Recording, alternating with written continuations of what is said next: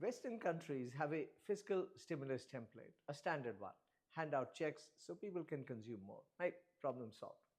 But the challenge is that they think this is the only way out.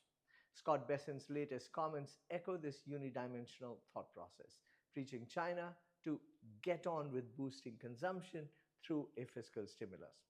While it's true that China has an overcapacity problem and the economy is less consumption driven when we compare it to typically a Western country.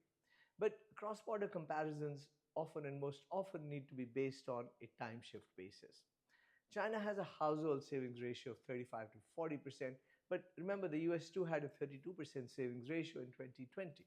In fact, the US used to have a savings ratio of mid to high teens even as recently as the 1970s.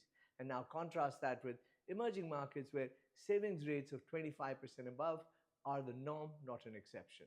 And similar to China, emerging markets have underdeveloped social safety nets, necessitating a reliance on savings.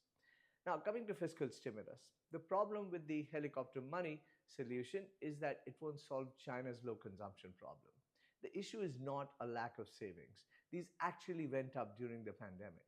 But the problem is damaged balance sheets. And this is not dissimilar to the US post the Great Depression of the late 1920s.